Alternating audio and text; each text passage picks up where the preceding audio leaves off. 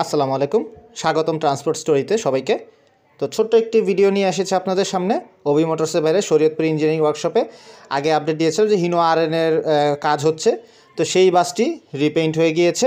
রিপেইন্টের পাশাপাশি বডির যে বিভিন্ন ক্র্যাচ এবং যে ডেন্টের কাজ আছে সেগুলো রিপেয়ার করা হয়েছে। আর পেইন্ট তো বরাবরের মতো বর্তমানে হানিফ এন্টারপ্রাইজ যে গণহারে যে পেইন্ট দিচ্ছে, ডলফিন পেইন্ট যেটাকে আমরা বলি ব্লু কালারের, ফার্স্টে ভলভোতে অ্যাপ্লাই করা হয়েছিল উইচা ইঞ্জিন দ্বারা রিপ্লেস করা যে ভলভোতে, তো এখন সেটি গণহারে বিভিন্ন এসিতে দেওয়া হচ্ছে। RM2 পাশাপাশি এখন RNও দেওয়া হলো। এটি হচ্ছে প্রথম RN যেটিতে এই পেইন্ট অ্যাপ্লাই করা হলো। পেইন্টের স্কিম যথেষ্ট ভালো, কালার যথেষ্ট সুন্দরভাবে ফুটিয়ে তুলেছে, কিন্তু বিরক্তিকর ব্যাপার হচ্ছে এই যে একই পেইন্ট তারা এখন গণহারে সব বাসে দিবে। এটা হচ্ছে হানিফ এন্টারপ্রাইজের একটি বড় ধরনের সমস্যা, যে কোনো একটি পেইন্ট পেলে সেই পেইন্ট দিয়ে গণহারে অ্যাপ্লাই করে একটা বিরক্তি সৃষ্টি করবে। তো সেই বিরক্তির ধারাবাহিকতায় তারা এই সেম পেইন্ট হিনো আরএনও অ্যাপ্লাই করেছে, যদিও দেখে একটু ভালো লাগেনি। এবার ভেতরের ইন্টেরিয়র দেখে আসি।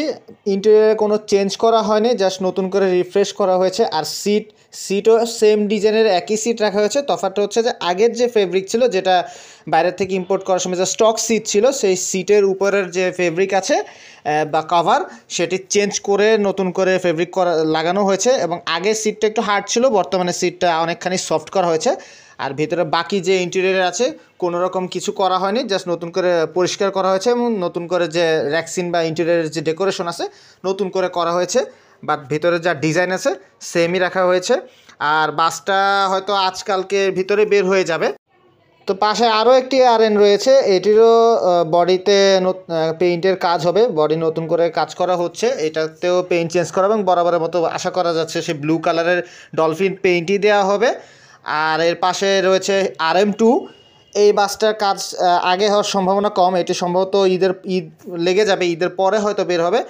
আর এর সাথে আরও একটি RM2 রয়েছে, এটিরও রঙের কাজ হচ্ছে। এগুলো মোটামুটি ঈদের আগে বের হওয়ার সম্ভাবনা রয়েছে।